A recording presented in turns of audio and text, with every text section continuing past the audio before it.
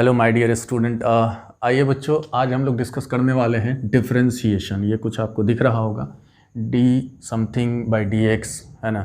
तो आज हम लोग जो डिफरेंशिएशन डिस्कस करेंगे उसका ये कुछ बेसिक फार्मूला है।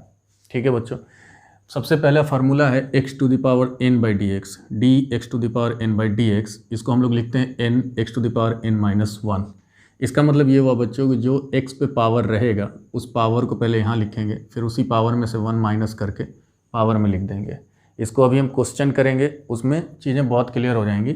उसके बाद कुछ ट्रिग्नोमेट्री के आपको फार्मूलाज हैं, फिर उसके बाद लॉग का है, एक्सपोनेंशियल का है, उसके बाद प्रोडक्ट एंड डिवाइड का है। तो साइन एक्स का जो फार्मूला होता है बच्चों, D sine x by D x that is cos x, D cos x by D x that is minus sine x, d tan x by dx that is sec square x, d sec x by dx that is sec x into tan x, d cos x by dx that is minus cosec x into cot x, d cot x by dx minus cosec square x। अब इसमें एक चीज़ समझना है बच्चों, जितने जो trigonometry function है आपके 6 ट्रिग्नोमेट्री फंक्शन होते हैं।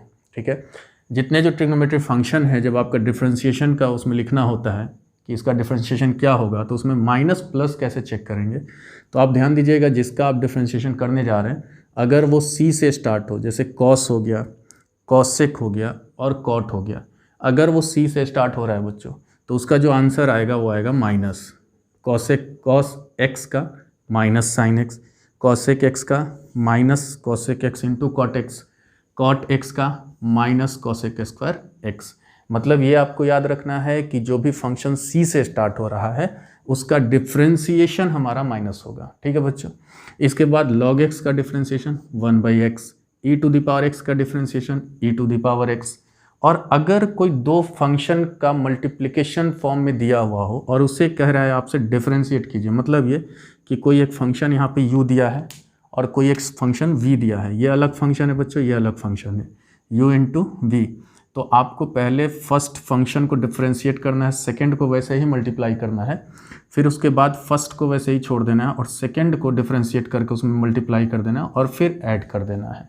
ठीक है बच्चों, उसके बाद अगर कोई एक फंक्शन ऊपर दिया हो और कोई एक फंक्शन नीचे यानी डिनोमिनेटर में दिया हो, u बाई वी, दो फंक्शन फ्रैक्शन के फॉर्म में दिया हो, तो इसमें क्या करना है, फर्स्ट को डिफरेंशिएट करेंगे, सेकेंड यानी डिनोमिनेटर को एज इट इज़ रखेंगे, फिर उसके बाद फर्स्ट को एज इट इज़ रखें, डिनोमिनेटर को डिफरेंशिएट करें, इसको माइनस देना है और फिर डिनोमिनेटर को बिना डिफरेंशिएशन के नीचे में स्क्वायर करके लिख देना है।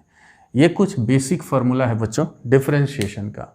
आइए हम लोग एक बार पूरी तरीके से पहले इस पर फोकस करें, क्योंकि इसी फार्मूला का सबसे ज़्यादा यूज होने वाला है। और ये जो पावर फार्मूला है बच्चों, इसका यूज आपका फिज़िक्स में भी है। तो अगर कुछ बच्चे फिज़िक्स वाले हमें देख पा रहे होंगे तो वो भी बहुत अच्छे से इसको सीखेंगे। डिफरेंशिएशन का सबसे ज़्यादा जो यूज़ है वो इसी फार्मूले के तहत है। कुछ क्वेश्चन बच्चों लेते हैं, जैसे कि हमारे पास क्वेश्चन है, मान लीजिए y is equal to X square plus 1। ठीक है, बहुत छोटा छोटा क्वेश्चन करके आपको सिखाएंगे और उसके बाद फिर थोड़ा थोड़ा क्वेश्चन के लेवल को हम बढ़ाते चलेंगे, लेकिन बहुत अच्छे से सीखिएगा। डिफरेंशिएशन बहुत अच्छा टॉपिक है, इससे आपके 12 बोर्ड के पेपर में भी डिफरेंशिएशन आता है, आपको 11th में भी डिफरेंशिएशन पढ़ना है, 12 में भी डिफरेंशिएशन पढ़ना है, साथ ही साथ फिज़िक्स में इसका बहुत ज़्यादा यूज़ है। तो इस टॉपिक को बहुत अच्छे से बच्चों डिस्कस करना है। आइए देखते हैं इसको कैसे करेंगे। तो डिफरेंशिएशन को देखिए, ये y का फंक्शन है एक्स स्क्वायर प्लस 1। आप इसे ऐसे भी लिख सकते हैं F X is equal to X square plus 1। तो कुछ चीज़ें यहाँ पे मैं और एक्स्ट्रा बताता चलूँगा जो डिफरेंशिएशन से रिलेटेड है, तो उसको देखते चलना है। अब आप इसको कैसे लिखेंगे, आप लिखेंगे डिफरेंशिएटिंग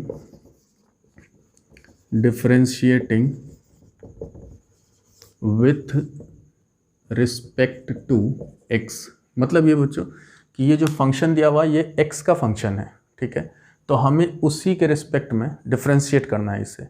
अब ये रिस्पेक्ट के क्या मामला है उसको बताएंगे, फिर कांस्टेंट आएगा, किसे कांस्टेंट कहेंगे वो भी धीरे धीरे समझ जाइएगा।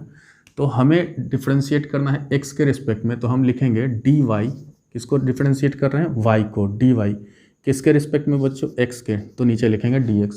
जिसके रिस्पेक्ट में करना हो वो यहाँ लिखते हैं। ठीक है, और जिस फंक्शन को कर रहे हैं वो यहाँ लिखते हैं। तो हम इक्वल करेंगे तो इसे लिखेंगे d बाई डी एक्स और y के फंक्शन को लिखेंगे यानी एक्स स्क्वायर प्लस 1।